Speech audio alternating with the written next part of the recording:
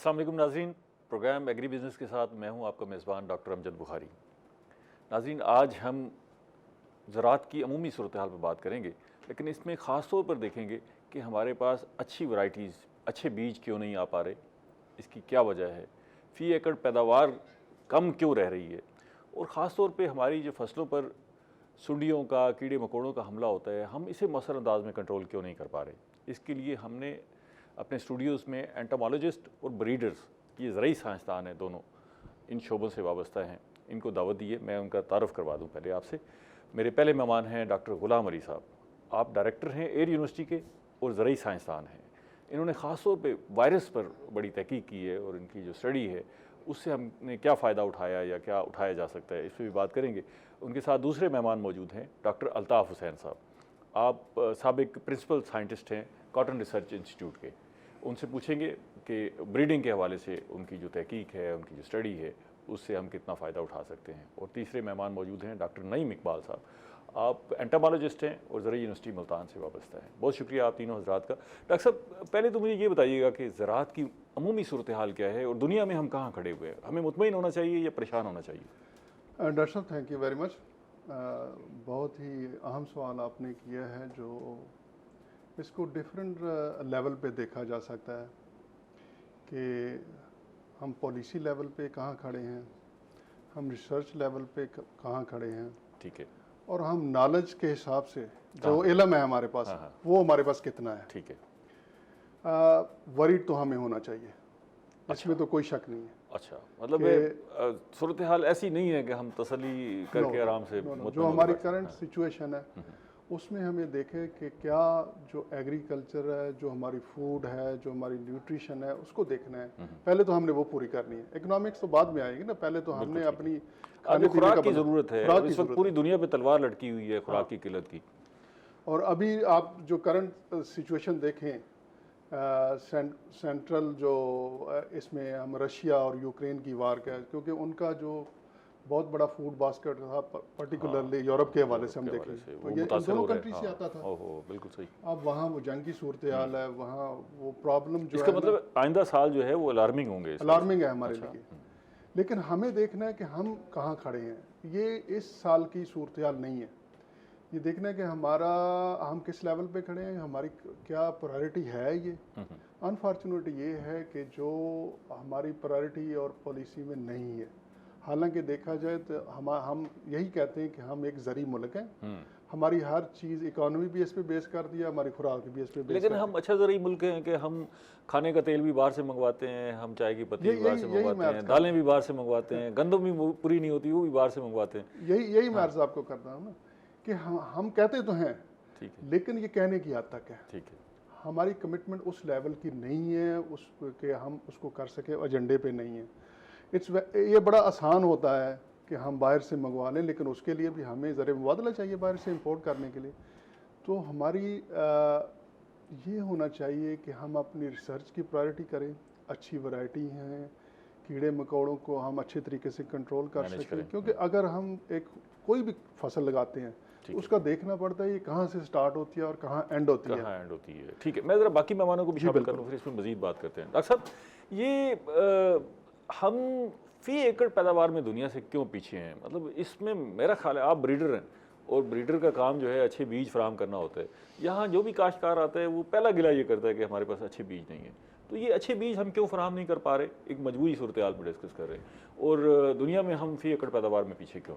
Doctor साहब, thank you very much. आपने अच्छा सवाल किया। बहुत ये बिल्कुल हकीकत है कि हमारी वैरायटी जो है वो पैदावार, वो पोटेंशियल नहीं दे पा रही जो कि दुनिया की कॉटन वैरायटी दे रही हैं।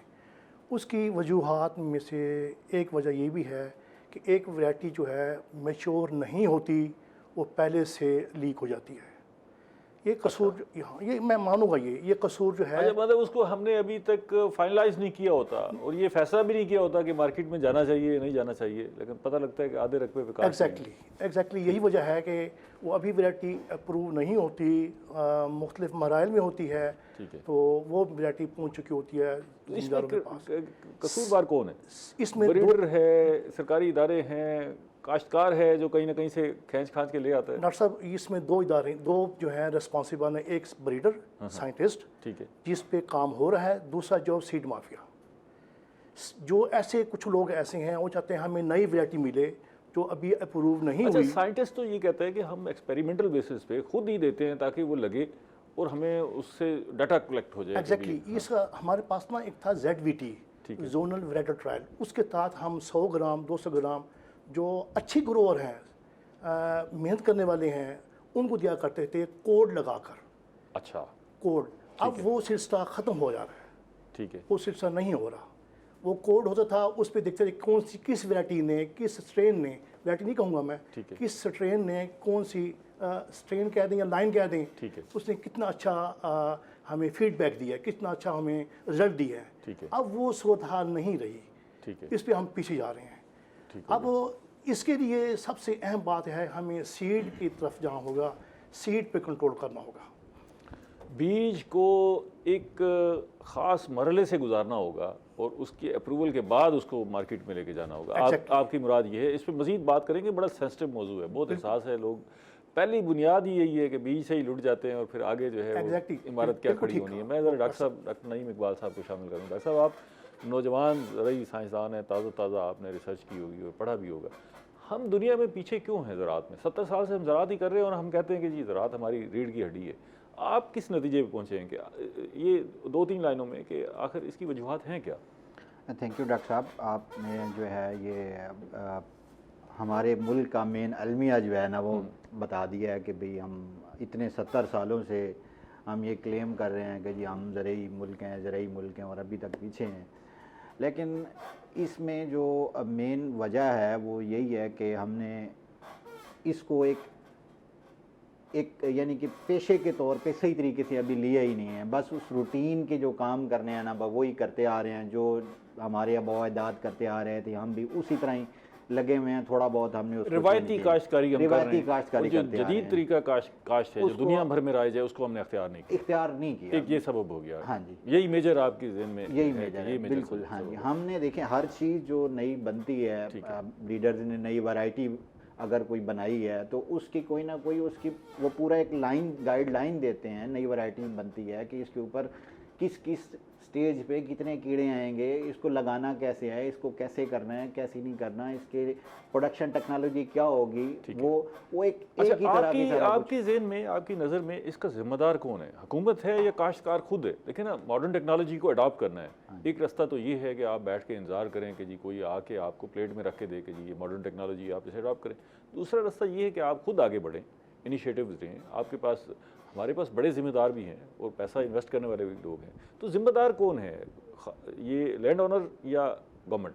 सर असल में मेन इसकी अडाप्टेशन की जो लोग यानी कि अडाप्टेशन है ना, मेन वजह ये है कि हमारे जो किसान है ना वो छोटा किसान है। ज़्यादातर जो है वो ये महंगी चीज़ें नहीं ले सकता, ख़रीद सकता। हाँ, हमारे अगर या तो गवर्नमेंट लेवल पे उसको रेंट पे दी जाएंगी चीज़ें, या हमारे जो बड़े जो इसमें इन्वेस्टर्स हैं उनको इतनी प्रोटेक्शन दी जाए कि वो इन चीज़ों को लुब्बे-लुबाब ये हुआ कि हुकूमत जिम्मेदार है इसकी। हाँ जी, वो इसको जो है इसका जो नीचे तक असरात पहुंचने चाहिए वो वहाँ से नहीं पहुंच पा रहे। हाँ जी, जिम्मेदार ख्वाहिश तो रखता है जो मॉडर्न टेक्नोलॉजी अडॉप्ट करे, लेकिन उसके पास इसके लिए रिसोर्सेज नहीं है। मैं डॉक्टर साहब आपसे पूछना चाहूँगा, अब हम ज़रा स्पेसिफिक चीज़ों पर डिस्कस करते हैं। आप एंटोमोलॉजिस्ट हैं, मैं नाज़रीन को बताता जाऊँ कि हमारे यहाँ जो है वो एंटोमोलॉजिस्ट जो साइंटिस्ट हैं जो ज़रूरी शोबों में काम करते हैं, यूनिवर्सिटीज़ में काम करते हैं, उनसे मुराद ये होती है कि वो साइंसदान जो कीड़ों पर काम कर रहे होते हैं, कीड़े मकोड़े जो फसलों पर असरअंदाज होते हैं, उन्हें हम एंटोमोलॉजिस्ट कहते हैं। और हमारे साथ ब्रीडर भी मौजूद हैं। ब्रीडर से मुराद ये है कि वो साइंटिस्ट जो अच्छे बीज पैदा करते हैं, नई वैरायटी लेकर आते हैं। तो हम दोनों शोबों में बात करेंगे। तो डॉक्टर साहब, मैं आपसे ये जानना चाहूँगा कि ये जो कीड़े मकोड़ों की मैनेजमेंट है उसमें भी ऐसा लगता है कि हम बड़े पीछे हैं और हमें सिर्फ यही नज़र आता है कि जी उठाएं केमिकल्स और 10-10 स्प्रे कर दें और शायद इससे निजात हासिल करें। इस पे आप क्या समझते हैं कि हम प्रॉपर स्टडी नहीं कर सके, या अपने किसान को प्रॉपर मैसेज नहीं दे सके, या हम बहसियत कौम बड़ा पीछे हैं कि हमें समझ नहीं आ रही कि इन सारी सूरत हाल से निपटना किस तरह है? डॉक्टर साहब, ये बड़ा पर्टिनेंट क्वेश्चन है। मैं थोड़ा सा पिछले वाले में भी आपको इसको लिंक करूंगा, जैसे आपने प्रोडक्शन के ना स्टेजेस होती हैं कि जैसे अभी बीज की बात हुई, ठीक है, बीज की एक स्टेज है, बीज एक बड़ा इंपॉर्टेंट इनपुट है एक हमें ओवरऑल पैदावार लेने के लिए। अगर वो सही ना होगा तो प्रॉब्लम आएगा। ठीक है, अगर क्योंकि वो फसल को एक खड़ा करने में ना शुरू में बड़ा एक ज़रूरी एलिमेंट है। उसके बाद जब पौधा निकल आता है तो फिर उसके ऊपर बीमारियां या कीड़े मकोड़े जो है ना ये हमलावर होती हैं। यहाँ तक कि बीज के अंदर भी कुछ खसूसियात जो ब्रीडर हजरात हैं वो डालते हैं कि उस पर कीड़ा आए या बीमारी आए ताकि वहाँ से भी कुछ उसको रेजिस्टेंट कुव्वत मदाफत मिले। ठीक है, तो ये ब्रीडर का काम हुआ। ठीक है, उसके बाद आ जाता है कि उस पे ऊपर कीड़े, ये एंटोमोलॉजिस्ट का काम है, या कोई बीमारी आई तो कोई पैथोलॉजिस्ट जो उस पर काम करते हैं। हमारे अनफॉर्चुनेट है कि दुनिया में लोग पेस्टिसाइड से दूर हट रहे हैं, ठीक है, अल्टरनेटिव ढूंढ रहे हैं। ठीक है। पेस्टिसाइड, यस, इसको हम कम्प्लीटली ख़त्म नहीं कर सकते। ठीक है, जहाँ ज़रूरत है इस्तेमाल हाँ, होनी चाहिए। इसको एक लास्ट जो रिसॉर्ट है उसके तौर पे तो यूज़ किया जा सकता है, लेकिन हमारे प्रॉब्लम ये है कि हम बहुत पहले इसको ऑप्शन ले लेते हैं क्योंकि ये बड़ा आसान है कि किसी बंदे के जाएं जी दवाई लें और इस पर स्प्रे करें। जब भी स्प्रे इस्तेमाल होता है तो कुदरत का एक कानून है कि नेचुरल बैलेंस होता है। अल्लाह पाक ने हर चीज़ ना एक बैलेंस पैदा की है, ठीक है, हर एनवायरनमेंट की, हर हैबिटेट की, ठीक है, कि ताकि वो जितनी भी वहाँ स्पीशीज़ रहती हैं, जितने भी वहाँ कीड़े मकोड़े जानवर इस तरह के पौधे हैं, वो आपस में एक दूसरे से इंटरेक्ट कर रहे होते कहीं हैं। वो नुकसान पहुंचा रहे होते हैं, कहीं वो फायदा पहुंचा दे रहे होते ठीक हैं। है, बिल्कुल ऐसे ही एक सर्कल है जो कुदरत ने सर्कल पैदा है। किया है। ठीक है, जब हम जहर इस्तेमाल करते हैं वो सर्कल पहले टूटता है, ठीक है, वो डिस्टर्ब हो जाता है, उसके बाद फिर वो मैनुअल ही करना पड़ता है हमें। तो दुनिया में ये हो रहा है कि लोग अल्टरनेट ढूंढ रहे हैं, कुव्वत मदाफत पौधों में डाल रहे हैं, या कोई ऐसे अल्टरनेटिव ढूंढ रहे हैं, बोटेनिकल्स हैं जो प्लांट एक्सट्रैक्ट होते हैं उनको यूज़ कर रहे हैं, या कोई ऐसे माइक्रोब्स हैं, अच्छा, फंगस ठीक हैं, है। बैक्टीरिया हैं, वायरस ठीक हैं, है। उनको यूज़ किया जाए एज ए स्प्रे के तौर पे, ठीक है। क्योंकि वो अच्छा, हमारे यहाँ तो ये बिल्कुल बिल्कुल कभी नहीं नहीं है। सुना हमारे कि यहाँ फंगस को या वायरस को या बैक्टीरिया को हमने स्प्रे के पाकिस्तान तौर में पे कोई इस्तेमाल किया। कॉन्सेप्ट नहीं है, हाँ, हाँ, बिल्कुल नहीं है। ठीक है। ये मैं थोड़ा सा अपना एक प्रोजेक्ट के बारे में बताऊं कि जो इस पे हम जरा डिटेल से बात करते हैं। बिल्कुल, मैं ज़रा थोड़ा सा डॉक्टर साहब को भी शामिल करूँ। डॉक्टर साहब, ये जो बड़ी इंपॉर्टेंट बात की इन्होंने कि कीड़े मकोड़ों को कंट्रोल करना, तो अगला मरला आ जाता है ना जी। पहला तो मरला है कि अच्छे बीज की तैयारी, अगर उसमें जीन्स अच्छे डेवलप कर दिए गए हैं और उसकी जेनेटिकल फॉर्मेशन इस तरह की है कि वो रेजिस्ट कर सके कीड़ों मकोड़ों को, तो वहीं काफ़ी सारा मसला हल हो जाएगा। लेकिन इसमें भी ऐसा लगता है कि हम बड़े कमज़ोर हैं। मैं इसका जवाब लूँगा आपसे, लेकिन पहले एक ब्रेक ले लूँ। ब्रेक भी बहुत ज़रूरी है, उसके बाद इस पर मज़ीद बात करते हैं। नाज़रीन, मिलते हैं एक ब्रेक के बाद।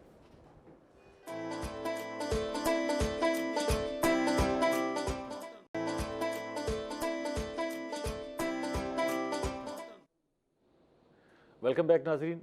हम इस वक्त जो है बीज पर बात कर रहे हैं और डॉक्टर अल्ताफ़ हुसैन साहब हमारे साथ मौजूद हैं। डॉक्टर साहब, मैंने अभी आपसे सवाल किया कि हम बीज अच्छी वैरायटी बनाने में क्यों नाकाम हो रहे हैं। हमारे हुकूमती इदारे इसके कितने ज़िम्मेदार हैं, और जो काश्तकार हैं, जो लुट रहे हैं बेचारा, वो कितना ज़िम्मेदार है। डॉक्टर साहब, ये बहुत सेंसिटिव इशू आपने किया है। इसमें कोई शक नहीं है कि अच्छा बीज, खालिस बीज ही अच्छी पैदावार की ज़मानत है। बदकिस्मती से हमारे जो रिसर्च इंस्टीट्यूट हैं वो इस पे काम तो कर रहे हैं, वैराइटीज़ बना रहे हैं जो कि हमारे इशू हैं उनको एड्रेस करते हुए, लेकिन उस वैरायटी बनाने पे उन पर कंट्रोल नहीं है। वो सीड जो है बर वक्त अप्रूवल होने से पहले वो सीड लीक हो जाता है। इसमें सीड माफिया मुलव्वस है क्या? सीड, मतलब डॉक्टर साहब, सीड हमें वो लीकेज का रास्ता समझ नहीं आ रहा कि ये लीकेज कैसे हो जाता है। सीड माफिया भी है, और इसमें हमारे जो इदारे के लोग हैं वो भी शामिल हैं। अच्छा, वो भी शामिल, कुछ ने किसी ने ओबलाइज कर दिया, किसी ने दो पैसे बना दिए। ये दो सूरत हाल है। ठीक है। सीड पे कंट्रोल बहुत ज़रूरी है। मैं इसकी मिसाल दूंगा आपको। अभी आप ये हमारा हब है, ये सादकाबाद वगैरह इधर इलाके पे, आप किसी वैरायटी का नाम ले लें, कोई नाम ले लें, उन्हें कहें जी हमें इसका सीड चाहिए, तो कहेंगे जी कितने सीड, उन्होंने कहा जी एक ट्रक। एक ट्रक नहीं, आपको 40 बोरी मिल जाएगी, 50 बोरी मिल जाएगी। हालांकि वो वैरायटी एग्जिस्ट करती नहीं है, अच्छा, है ही नहीं, आपको सीड दे देंगे।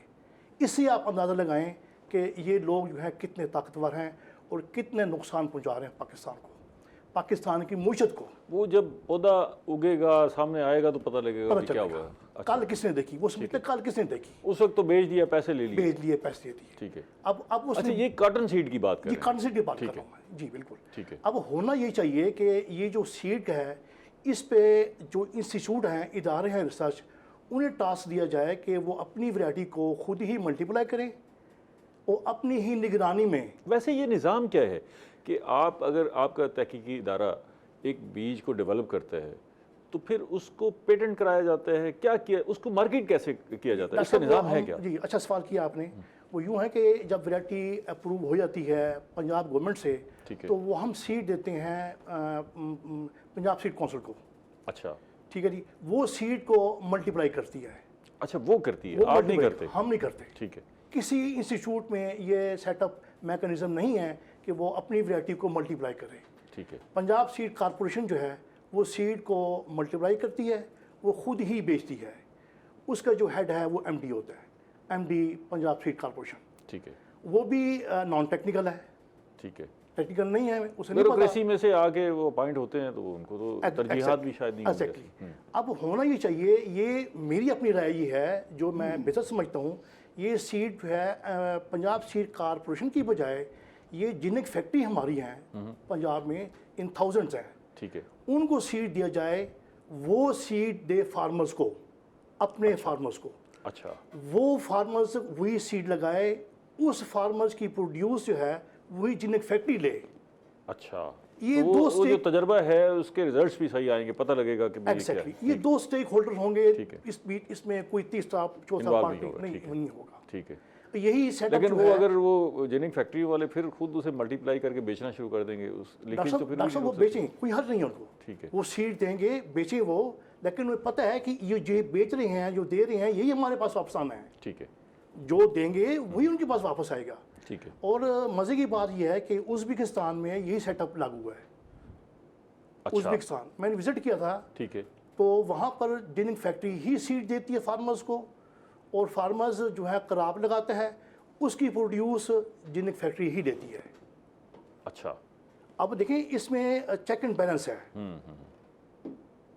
अच्छा, जो तहकीक हो रही है कॉटन सीड पर और बाकी फसलों की भी सीड पर, वो तहकीक हमारी आलमी मेयार के मुताबिक है जो दुनिया में तहकीक हो रही है, या हम बहुत पीछे हैं? नहीं डॉक्टर साहब, यकीन जाना कि हमारा मेयार आलमी मेयार से बहुत अच्छा है।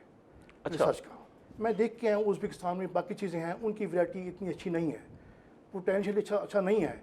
उसमें उस चीज़ में है कि उनका कंट्रोल है बायोपेस्टिसाइड पे। जितनी भी हमारे पेस्टिसाइड है वहाँ पे 3 या 4 स्प्रे करते हैं, हम स्प्रे करते हैं 20 ठीक है।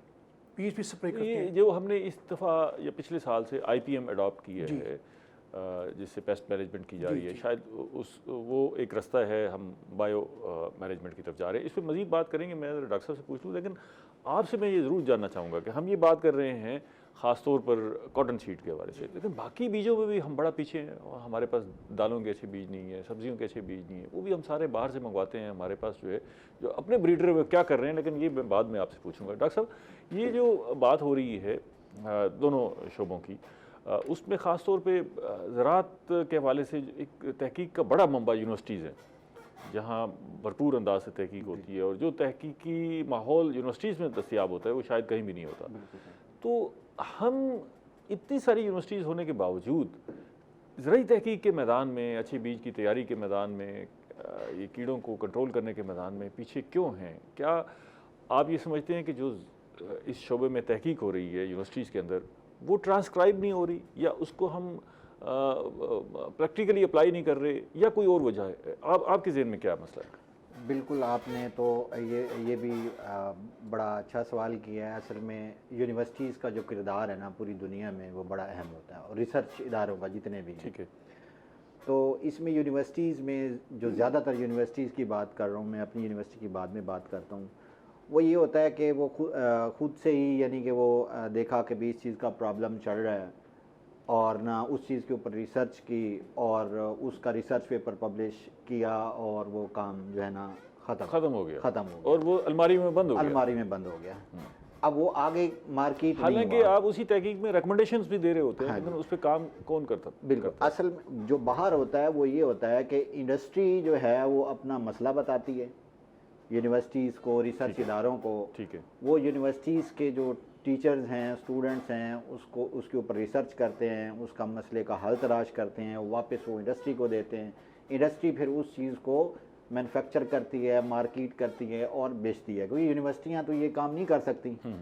तो यही फ़र्क है जो आम किसानों तक ये यानी रिसर्च नहीं पहुंच रही। अब बायोपेस्टिसाइड की बात ले लें या दूसरी जितनी भी रिसर्च हो रही है वो हमारे फार्मर तक सारी नहीं पहुंच, काश्तकार तक नहीं पहुंचती। उसकी मेन वजह यही है।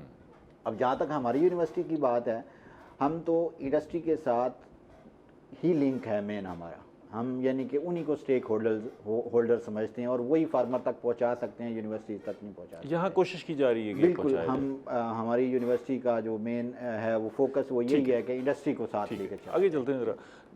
डॉक्टर साहब, ये आपने बड़ी इंटरेस्टिंग बात की कि हमारे यहाँ फंगस और वायरस और बैक्टीरियाज, इनको दुनिया भर में इस्तेमाल किया जा रहा है बीमारियों को कंट्रोल करने के लिए, लेकिन हमारे यहाँ इसका नामो निशान नहीं है। शायद दुनिया इस मामले में हमसे 50 साल आगे होगी।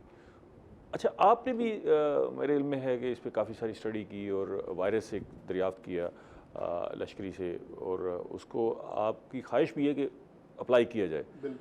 तो हमें ज़रा बताइएगा कि आपकी जो ये जो आइडेंटिफिकेशन है ये क्या है और इसको आगे हम किस तरह अप्लाई कर सकते हैं? डॉक्टर साहब, इसको इस तरह देखा जाए, जैसे हम पहले भी बात कर रहे हैं, अभी यूनिवर्सिटी रिसर्च की बात हुई या हमारे रिसर्च इंस्टीट्यूट की बात हुई, हम ऑब्जेक्टिव ओरिएंटेड काम नहीं कर रहे।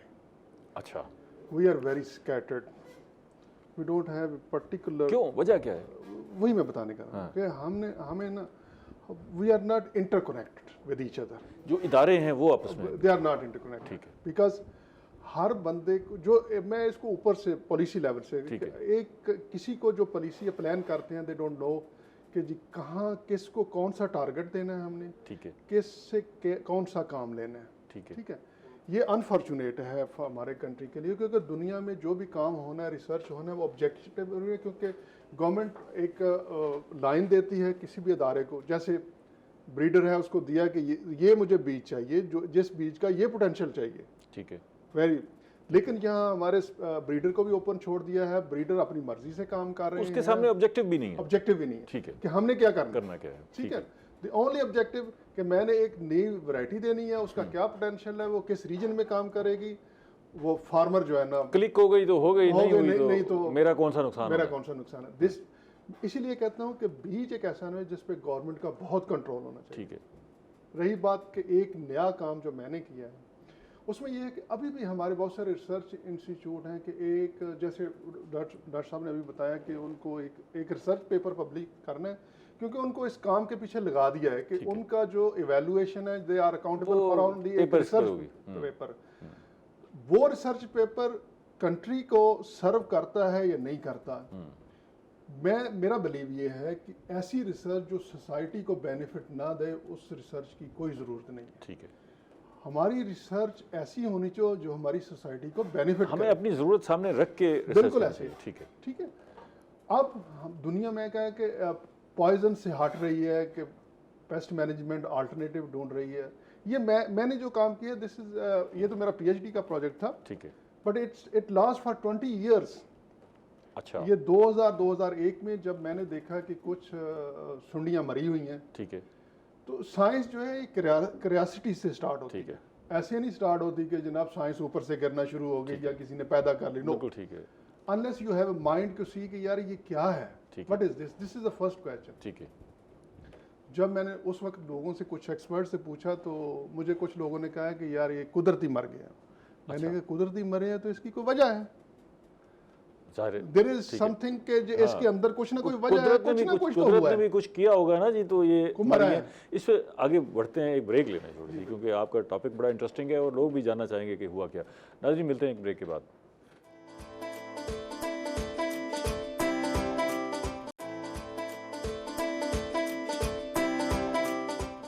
वेलकम बैक नाज़रीन। हम बात कर रहे हैं कि वायरस और फंगस और बैक्टीरियाज़ को किस तरह इस्तेमाल कर सकते हैं अपने कीड़ों के कंट्रोल में। और डॉक्टर गुलाम अली साहब हमें बता रहे हैं कि इन्होंने अचानक कुछ सुंडियाँ मरी हुई देखी तो इनको क्यूरियोसिटी हुई कि ये क्यों मर गई हैं। जी डॉक्टर साहब। जी बिल्कुल। जब वो मैं डिफरेंट लोगों के पास लेके गया, पता चला कि कोई भी जानता नहीं था पाकिस्तान में। ठीक है।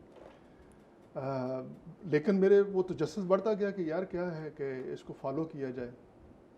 फिर मैंने दुनिया में आउटसाइड पाकिस्तान वो सर्च किया तो जब पता चला कि ये तो माइक्रो ऑर्गेनिजम्स हैं। अच्छा। जैसे बैक्टीरिया है, फंगस हैं या वायरस है, तो ये तो लोग यूज़ कर रहे हैं। इसकी मिसाल मैं आपको देता हूँ कि जैसे ये बीटी काटन हर बंदा जानता है। ठीक है। उसमें यह है कि एक बैक्टीरिया है कि शामिल कर दिया उसका गया। जीन एक शामिल सीड में कर दिया गया है। ठीक है। तो जब वो जीन पौधे के ऊपर आता है, सुंडी उसको खाती है तो मर जाती है। ठीक है। तो ये एग्जैक्टली एग्जांपल है, वो उसके अंदर शामिल किया। लेकिन मैं जिसकी बात कर रहा हूँ कि ये इसको एज ए स्प्रे भी यूज किया जा सकता तो है। ये कहाँ से आया था? हाँ, ये मैंने जो देखा ना, तो चूंकि मैंने अपने इधर फील्ड से देखा, वेजिटेबल पे बहुत ज़्यादा था, कॉटन पे था उस वक्त, तो ये हमारी नेचुरल हैबिटेट में चीज़ को थी, लेकिन कोई बंदा जानता नहीं था। हमारे माहौल में वो मौजूद थी, ऑलरेडी थी। ठीक है। लेकिन हमारे साइंटिस्ट, हमारे रिसर्चर, किसी को कुछ नहीं पता था कि ये क्या है। ठीक है। तो जब उस पर मुझे यहाँ कोई नहीं मिला, फिर मुझे एक मौका मिला हॉलैंड जाने का। ठीक है। ये 2006 की बात है। ठीक है। तो एक लैब थी जिस पे ये काम हो रहा था, तो मैंने उनसे बात की, तो वो एग्री मेरे से कर गए कि ओके हम इस पे काम करते हैं। ठीक है। देन मैं एक अपना प्रोजेक्ट स्टार्ट किया पीएचडी का कि इस पे काम किया जाए यार, देखते हैं कि इसमें क्या है। ठीक है। मुझे यहाँ आना पड़ा पाकिस्तान में, क्योंकि इसका ये माइक्रोब का एक ये प्रॉब्लम होता है कि आप एक कंट्री से दूसरे कंट्री में जब यूज़ करते हैं तो it can be A problematic. अच्छा, माहौल बदल जाता होगा ना जी। हाँ, चूंकि ये जेनेटिक मटेरियल होता है, सारा बेस्ड होते हैं। ठीक है। अगर एक मुल्क से दूसरे मुल्क में जाएं, इसकी एग्जैक्टली एग्जांपल माइट भी कि ये कोविड वायरस भी इसी तरह की एग्जांपल है कि कोई उसमें चेंज हो गई, उसके जेनेटिक वेरिएशन है ना जी, मुख्तलिफ वो प्रॉब्लमेटिक हो गया। ठीक है। तो ये एक दुनिया में नगोया प्रोटोकॉल भी बना हुआ है कि उसके तहत दूसरे मुल्क का केयरफुली यूज़ करना पड़ता है या परमिशन लेना पड़ती है। तो मेरी प्रेफरेंस थी, चूँकि हमारे मुल्क में था, तो मैं यहाँ से इसको जो है ना देखूँ। जब उस पर काम करना शुरू किया तो सबसे पहले मुझे जो वायरस मिला, ये 2011 की बात है, मुझे भावन नगर से मिला। अच्छा।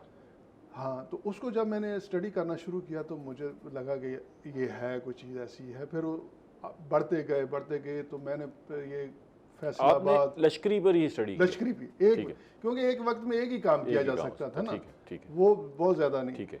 मैं इसकी डिटेल बताता हूँ ये वायरस है क्या। पहले तो मैं थोड़ा सा बता दूं ये कहाँ से मिला मुझे अपने। क्विकली कीजिएगा प्रोग्राम का। अच्छा, इसका ये कि ये वायरस एक ऐसा है कि ये कीड़ों में बीमारियां पैदा करते हैं। वो कीड़ों जो पतंगे होते हैं ना, उनको हम टेक्निकल जुबान में लेपिडोप्टेरा इंसेक्ट कहते हैं, उनकी सुंडी में बीमारी करता है। तो ये वायरस जब उसको टेस्ट किया गया तो इसने सुंडियां मार दी।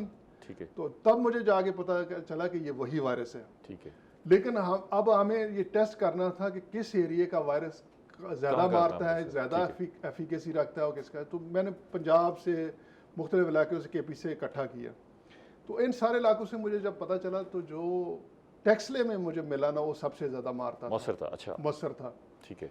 फिर मुझे और क्यूरियोसिटी बढ़ी, भाई ये ज़्यादा क्यों मारता है और ये कम क्यों मारते हैं। ठीक है। फिर जब उसको डीपली जेनेटिक लेवल पे उसकी स्टडी की तो उसको पता चला कि इसमें कुछ जीन ऐसे हैं जो ज़्यादा विरुलेंट हैं, वो दूसरे में नहीं है। ठीक है। फिर इसको ना एक्लॉजिकल जो डाइवर्सिटी इसकी मुझे मिली ना मोलेकुलर लेवल पे जाके, मॉलिक्यूलर लेवल पे, वो जाके पता चला कि ये जो हमने पकड़ा है ये इंडिया में भी था वायरस, वो एज ए प्रोडक्ट यूज़ कर रहे हैं कमर्शियल, चाइना में भी था। अच्छा, बाकी मुल्कों में इस्तेमाल हो रहा था। अच्छा, जब आपने इसको आइडेंटिफाई कर लिया तो फिर आपने भी इसको कमर्शियल बेसों पे कहीं। मैं वही अर्ज करने लगा। जब इसको स्टडी किया तो ये दूसरों से मुख्तलिफ था। ठीक है। तो उसके आगे से फिर पहला जो अगला स्टेप था वो मैंने ये सोचा कि इसको पेटेंट करवाते हैं गवर्नमेंट ऑफ पाकिस्तान से। ठीक है। तो ये वायरस जो है ना 2021 में ये पेटेंट इसके 3 किस्में, एक जो भावन नगर से मैंने पकड़ी थी, एक फैसलाबाद से और एक टेक्सला से, ठीक है, वो पेटेंट हो चुकी हैं। अब इस अगला स्टेप है कि हम इसको कमर्शियल यूज़ करें। ठीक है। अच्छा, मैं यहाँ ये सवाल है कि इस वायरस को आप सिर्फ कहीं से ला सकते हैं या लेबॉर्ट्री में भी इन्हांस कर सकते हैं, इसको बना सकते हैं? देखिए, ये वायरस तो हमें बहुत थोड़ी मिकदार में मिलता है, तो इसका जब कमर्शियल प्रोडक्शन है वो एक लैब इसके लिए चाहिए होती है जहाँ आप इसको प्रोड्यूस कर सकते हैं। ठीक है। चाइना में बहुत फर्म्स हैं जो इसको कमर्शियली प्रोड्यूस कर रही हैं। इसके अलावा भी बहुत सारे, ये तो एक सुंडी का ना, इस वायरस की ये खसूसी होती है, मोस्टली ये होस्ट स्पेसिफिक होते हैं कि जिस इंसेक्ट से लिए जाए उन्हीं को मारते हैं। लेकिन इसको आपने तजर्बा किया बाकी इंसेक्ट? नहीं, अभी टेस्ट नहीं हुए। ठीक है। लेकिन पाकिस्तान में अभी भी इसका टेस्ट होना तो चाहिए ना? हाँ, लेकिन अनफॉर्चुनेटली कि मैं जहाँ अब बेस करता हूँ वहाँ मेरे पास एक तो लैब नहीं है कि मेरी पोजीशन ऐसी है कि मैं वहाँ। डॉक्टर नईम साहब बैठे हुए हैं, इसको अप्लाई करेंगे, आपके पास तो लैब मौजूद है। जी सर, बिल्कुल। ज़रा यूनिवर्सिटी इसको जो है इसको लेना चाहिए और इस पर काम करना चाहिए। बिल्कुल, डॉक्टर साहब से हम लेते हैं और इसको टेस्ट भी करेंगे। दूसरा, हमने भी इसको टेस्ट किया है, हमारी यूनिवर्सिटी ने भी इसको टेस्ट किया है। उसमें हमने वायरस की, डॉक्टर साहब जैसे बात कर रहे थे, ये बड़े स्पेसिफिक होते हैं। ठीक है। और यही खूबी जो है हम कहते हैं कि पेस्टिसाइड में स्पेसिफिक होनी चाहिए। क्योंकि अगर वो स्पेसिफिक होंगी तो जो कीड़ा ज़्यादा मिकदार में मौजूद है सिर्फ उसी का स्प्रे किया जाए, वही मर जाए, बाकियों को कुछ ना हो। इससे नेचर जो बैलेंस है वो डिस्टर्ब नहीं होगा।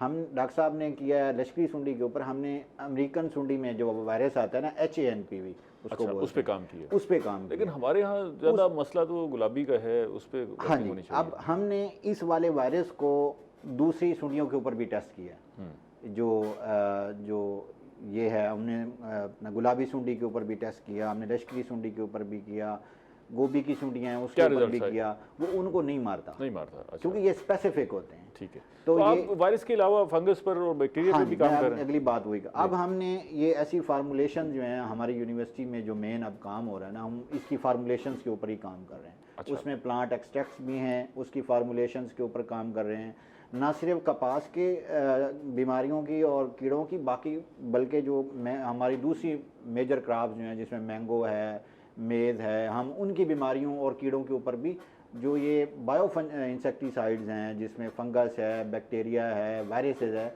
हम इसकी फार्मूलेशंस के ऊपर काम कर रहे हैं। हमने पेटेंट्स फाइल कर दिए हैं। अच्छा। तो हम इंडस्ट्री के साथ हमारी बातचीत चल रही है, तो इंशाल्लाह हमारी पूरी कोशिश होगी कि वो मार्केट में 1-2 सालों के अंदर, बल्कि हमने डिपार्टमेंट ऑफ प्लांट प्रोटेक्शन को रिक्वेस्ट की कि क्योंकि ये प्रोडक्ट रजिस्टर्ड मार्केट उस वक्त तक नहीं हो सकते जब तक कि इसकी रजिस्ट्रेशन का अमल ना हो। तो पाकिस्तान में वो अमल मौजूद ही नहीं था। अच्छा। था तो वो बहुत मुश्किल था। अच्छा।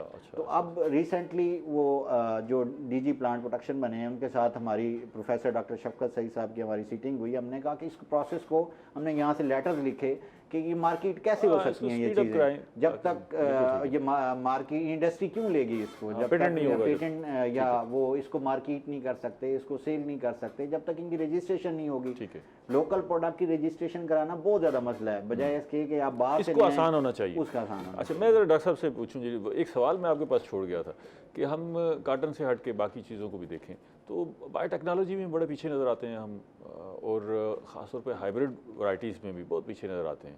तो क्या हमारे ब्रीडर क्या कर रहे हैं? मतलब हम दालों का बीज भी बाहर से मंगवाना है, सब्जियों का बीज भी बाहर से मंगवाना है, और हर बीज के लिए हम बाहर की तरफ देखते हैं। इतनी सारी लेबॉर्ट्रीज, इतने सारे इदारे, और बीज नहीं है। डॉक्टर साहब, अच्छा सवाल किया आपने। अब हमारा जो हेड ऑफिस है अयूब एग्रीकल्चर इंस्टीट्यूट, उसमें रिसर्च हो रही है। उन्होंने हाइब्रिड चिली जो है, मिर्च, वो बनाई है हाइब्रिड। लेकिन रफ्तार वो नहीं है ना जी, दुनिया से तो बड़ा पीछे रह गए। डॉक्टर साहब, हमारी आबादी बढ़ रही है। अच्छा। हाँ, एक रीज़न ये भी है कि हमारा वो तवाज़न नहीं बन रहा, वो तवाज़न बैलेंस पूरा नहीं हो रहा, बड़ी तेज़ी से आबादी बढ़ रही है। एक्चुअली हमारा काम अच्छा हो रहा है। हमारी रिसर्च जो है वो है ओरिएंटेड। ठीक है। टारगेट दिया जाता है। अब एप्टमा है, टेक्सटाइल मिल जो है, उनका टारगेट है, उनकी डिमांड है कि ऐसी कॉटन की वैरायटी दें जिसकी स्टेपल लेंथ ज़्यादा हो, ठीक है, उसकी फाइनेंस ज़्यादा हो, माइक्रोनियर कम हो। अब पिछले 10 साल से हमारा इशू था माइक्रोनियर का। ठीक है। हमारी माइक हाई थी। ठीक है। तो टेक्सटाइल बाकी जो है वो हमारे कपास नहीं लेते थे। उस पर हमने ओवरकम किया है, काबू किए थे। काम तो आपने किया, लेकिन वो बीज की वजह से किसान बेचारा पिस के रह गया। ठीक है ना जी, वो जो हमारी प्रोडक्शन थी वो कहाँ से कहाँ पहुँची। एक्चुअली मैं एक हमारी मीटिंग थी हाई लेवल की, तो मैंने वहाँ एक सजेशन दी थी। मैंने कहा अगर आपने काटन को रिवाइव करना है, कपास को बहाल करना है, तो दो काम अहम ज़रूरी हैं। एक जो है सीड फार्मर्स को फ्री ऑफ कास्ट दें, मुफ्त सीड दें। ये तो 1 लाख रुपए की बोरी बिक रही होती है फ्री ऑफ कास्ट, कैसे? 80,000 की 1,00,000 बोरी बिक रही है, हाँ, बेच रहे हैं लोग, हाँ। लेकिन उसमें कोई चेकअप बैलेंस नहीं है, हाँ। उसको कोई पकड़ने पूरा वाला माफिया नहीं है, involved है, उसको पूरा पूछने वाला कोई नहीं है। ठीक है जी, अगर जब फार्मर को सीड फ्री ऑफ कास्ट मिलेगा, कोई पैसे नहीं होंगे, तो अपनी मौत आप मर जाएंगे। सीड Free माफिया of आगे नहीं cost, बढ़ेगा। अच्छा, ये दुनिया में ये मॉडल अडॉप्ट होता है कहीं ना कहीं? हाँ, जिन्हें जो उज्बेकिस्तान है वो अच्छा, सीड तो है फ्री देते हैं, अच्छा, वो फ्री ऑफ कॉस्ट फ्री का देते हैं जिन्हें थ्रू जिनर? जिन्हें फैक्ट्री, हाँ अच्छा, जिनर फैक्ट्री जो है वो फार्मर्स को, उनके अपने ग्रोवर्स हैं जिनके पास 200 एकड़ ज़मीन है, ठीक है। एक बिगर प्लाट अच्छा, है। ये ठीक है, इस पे तो काफ़ी सारी बात होगी। मुझे दालों के हवाले से बड़ा कंसर्न है कि अगर हम दालों के बीज भी जो है अच्छे पैदा नहीं कर पा रहे और सब्जियों के बीज भी अच्छे पैदा नहीं कर पा रहे हाइब्रिड में, डॉक्टर साहब, क्यों दालों पीछे? पे तो हाइब्रिड पे काम हो रहा है, लेकिन जो वेजिटेबल्स हैं उस पे हाइब्रिड पे काम हमारा काफ़ी बड़ा स्लो है, मतलब अभी भी हम जो है ना बाहर की तरफ देखते हैं बीजों के वो लिए। फैसिलिटीज़ भी हमारे पास स्लो हैं। अच्छा, रिसर्च को उन्होंने इग्नोर किया हुआ है, हुकूमत ने रिसर्च को इग्नोर किया हुआ है। आपके पास कोई खुशखबरी है? आप अभी जो है इदारा छोड़कर आए हैं, पाइपलाइन में किसान के लिए, काश्तकार के लिए खुशखबरी हो कि जी अच्छा बेफिक्र रहें, आ रहे हैं पीछे पाइपलाइन में? अच्छा सवाल किया आपने। बहुत अच्छा मटेरियल हमारे पास है मुल्तान में। अब वो मुल्तान में कॉटन रिसर्च इंस्टीट्यूट ने पिछले 2 सालों में 5 वैराइटीज़ दी हैं कॉटन की, जो कि वर्ल्ड रिकॉर्ड है। किसी इंस्टीट्यूट ने, किसी इदारे ने ऐसी वैरायटी नहीं दी। बनी हुई इदारे की अपनी इदारे है? की अपनी है, इदारे की तो यही पता है कि जी बाहर बनती है, इदारा अपने नाम से जो है वो नहीं सब होगा कहीं ऐसा होता होगा, लेकिन ये ऐसा नहीं है। अब जो इसकी जो लेटेस्ट वैरायटी है वो कमाल की है। हमारा तजर्बा तो ये है कि एक वैरायटी आती है और उसके 10 ओनर फिर रहे होते हैं मार्केट में। वो कहते हैं जी मैंने ये भी इशू है। अब इस इशू को रिजॉल्व, यही बात हो रही है। जब सीट लीकेज होता है नहीं, वो लोग जो हैं, अब मैं बताऊं, मेरे पास एक फार्मर आया, उसका नाम मैं नहीं लेता, ठीक है, और कहने का जानने वाला था, दोस्त था, अच्छा कहने डॉक्टर साहब मुझे आपने वैरायटी अप्रूव की है, वो उसका सीड चाहिए। मैं कितना, कहने मुझे 100 ग्राम दे दें। मैं भाई नहीं मिलेगा। ठीक है, आपने एहतियात की। मतलब ये एक बड़ा इशू है कि अगर हम वैराइटीज़ का कंट्रोल, टाइम ख़त्म हो गया इसलिए मैं आपको काट रहा हूँ जी। वैराइटीज़ का इशू है, अगर वैराइटीज़ जो है प्रॉपर अंदाज से अप्रूव होने के बाद काश्तकार तक पहुँचेंगी तो फ़ायदा होगा। चंद सेकंड हुआ मैं। अच्छा, वो ये उसने कहा मुझे सिर्फ शक्ल वैरायटी दिखा दें, मैं खुद बना लूँगा। अच्छा, इस हद तक। अच्छा, वो तो खैर आपको खुद भी इतनी पहचान नहीं हो सकती होगी कि सीड को देख के आप वैसी वैरायटी डेवलप कर लें। मेरा ख्याल है ऐसा नहीं हो सकता। बहरहाल नाज़रीन, हमने बात की सीड पर भी और ख़ास तौर पे कीड़े और कीड़ों को मारने वाली अद्वियात पर भी। आपने इसमें से बहुत कुछ सीखा होगा। हम तहकीक के मैदान में आगे बढ़ेंगे तो हमें तरक्की मिलेगी, हमारी मईशत भी आगे बढ़ेगी, हमारी ज़राअत भी आगे बढ़ेगी। हम तहकीक के मैदान में बहुत पीछे हैं और तहकीक भी जिस अंदाज से कर रहे हैं वो अब दुनिया में नहीं मानी जाती। लेकिन हम अपनी गलतियों से सीखेंगे और कोशिश करेंगे कि यहाँ इस प्रोग्राम में भी हम ऐसी चीज़ें डिस्कस करते रहें ताकि हमें आगे बढ़ने के मौके मिलते रहें। अगले प्रोग्राम तक इजाज़त दीजिए। अल्लाह ने के बाद।